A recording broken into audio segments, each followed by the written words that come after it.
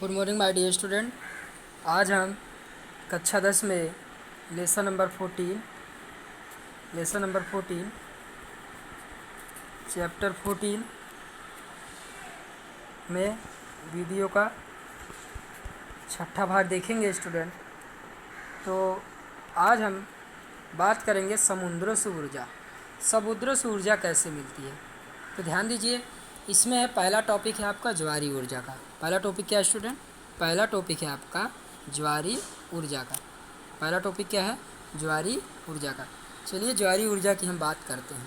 देखिए, जब पृथ्वी क्या होती है, घूर्णन गति करती हुई पृथ्वी मुख्य रूप से चंद्रमा के गुरुत्वीय खिंचाव कारण सागरों में जल स्तर चढ़ता हुआ गिरता रहता है। चंद्रमा के जब पृथ्वी घूमती रहती है तो चंद्रमा का गुरुत्वाकर्षण बल और पृथ्वी गुरुत्वाकर्षण बल आपस में प्रभाव डालते हैं, और जब प्रभाव डालते हैं तो सबसे ज़्यादा प्रभाव क्या होता है? जलीय भागों को होता है। और जलीय भाग क्या होते हैं? उठते रहते हैं, गिरते रहते हैं। यदि आप समुद्र के निकट रहते हैं अथवा कभी समुद्र के निकट गए होंगे तो जानने का प्रयास कीजिए। आपने देखा होगा कि समुद्र के जल जो होता है किस प्रकार परिवर्तित होता है। इस परिघटना को ज्वार भाटा कहते हैं। जब समुद्र का जल ऊपर उठता है तो उसे ज्वार कहते हैं, जब नीचे जाता है तो भाटा कहते हैं। ज्वार भाटे से जब जल गिरता है, जल उठता है, तो उससे ज्वारी ऊर्जा प्राप्त होती है।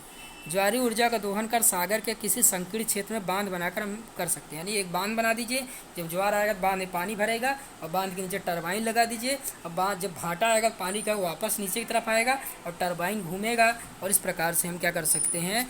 ज्वारी ऊर्जा का विद्युत ऊर्जा में रूपांतरण कर सकते हैं। ठीक है स्टूडेंट, चलिए अब अगली ऊर्जा की बात करते हैं। अगली ऊर्जा है तरंग ऊर्जा।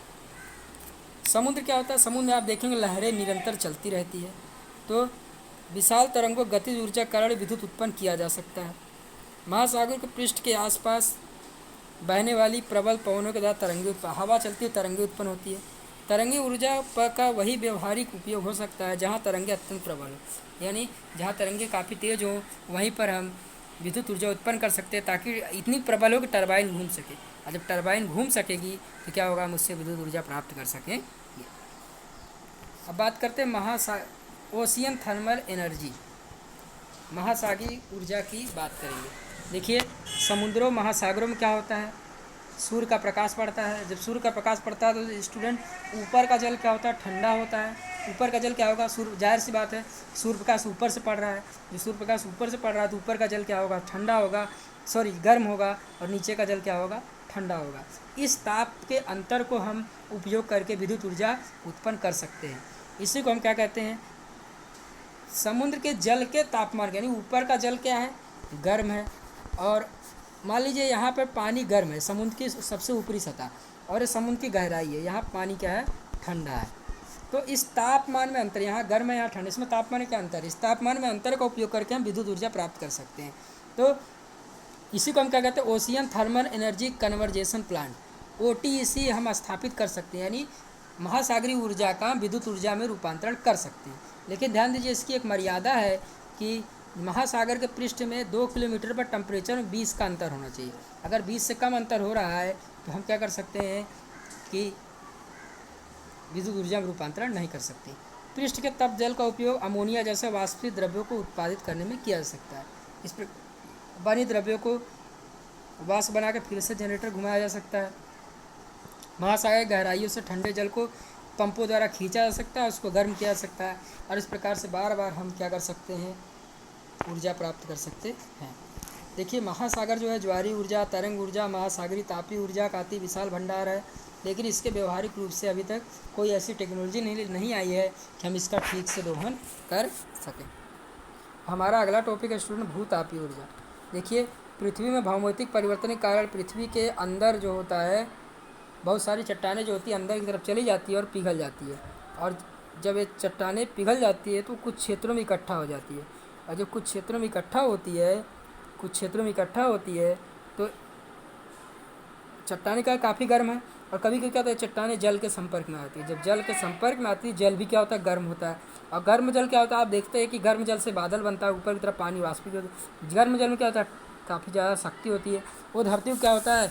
बाहर निकलने का प्रयास करता है, और जैसे धरती से उसको कमज़ोर जगह कोई मिल जाती है, कमज़ोर पॉइंट पा जाता है, तो वही धरती चीर के पानी निकलने लगता है, और ये पानी को हम गर्म जल का चश्मा कहते हैं। ठीक है, और कभी कभी क्या होता है, ये जो भाप है ये अंदर फंस जाता है और काफ़ी तेज़ से निकलता है। जब ये काफ़ी तेज़ निकलता है तो वहाँ हम बीच में अगर टरबाइन लगा दें ऊपर की तरफ, टरबाइन क्या होगा, घूमेगा, गति से निकल रहा है। जब गति से निकल रहा है टरबाइन घूमेगा और इससे क्या होगा, हम विद्युत ऊर्जा प्राप्त कर सकते हैं। उम्मीद है स्टूडेंट ये आपको समझ में आया होगा। हमारा अगला टॉपिक है नाभिकीय ऊर्जा। नाभिकीय ऊर्जा कैसे उत्पन्न होती है। नाभिकीय विखंडन अभिक्रिया एक ऐसी अभिक्रिया है जिससे हम क्या करते हैं, यूरेनियम, प्लूटोनियम, थोरियम जैसे भारी नाभिकों पर न्यूट्रॉन की बमबारी करते हैं। मान लीजिए ये भारी नाभिक है, इस पर हमने क्या किया, न्यूट्रॉन की बमबारी की है। क्या होगा, हल्के हल्के टुकड़ों में क्या होते हैं, बढ़ जाते हैं और इनसे विशाल ऊर्जा उत्पन्न होती है। यह तब होता है जब मूल नाभिक का द्रव्यमान विशिष्ट उत्पादों के योग से अधिक हो। उदाहरण के यूरेनियम एक परमाणु विखंडन में से ऊर्जा मुक्त करता है। जो विशाल परमाणु में ऊर्जा होती है, वह 1 ग्राम जो यूरेनियम होगा, यूरेनियम का एक परमाणु जो है कार्बन के 1 करोड़ परमाणुओं से भी ज़्यादा ऊर्जा उत्पन्न करेगा। यानी यूरेनियम का एक अणु परमाणु के 1 करोड़ अणुओं के बराबर ऊर्जा देता है। तो आप जान सकते हैं कितने अधिक प्रमाण में हम ऊर्जा प्राप्त कर सकते हैं नाभिकीय शक्ति के द्वारा। लेकिन इसकी एक मर्यादा है स्टूडेंट, नाभिकीय शक्ति से हम ऊर्जा उत्पन्न कर सकते हैं, लेकिन ये नाभिकीय कचरा जो होता है इसका व्यवस्थापन करना ज़रूरी है, क्योंकि नाभिकीय कचरा अगर वायुमंडल में पहुंच जाए तो भारी हानिकारक प्रदूषण फैलाता है। साथ साथ इसका निकाल उचित तरीके से ना किया जाए तो विभिन्न प्रकारों के रोगों का घर बन जाता है। विकिरण से होने वाले रोग काफ़ी खतरनाक होते हैं। लोगों को कैंसर जैसी विकिरण रोधी त्वचा जैसी बीमारियां हो सकती है।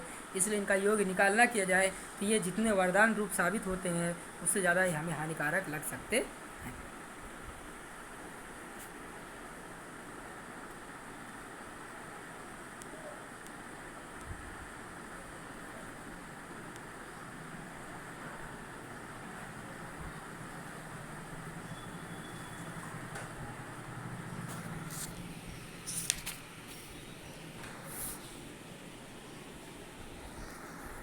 बात करते हैं पर्यावरण विषयक सरोकार।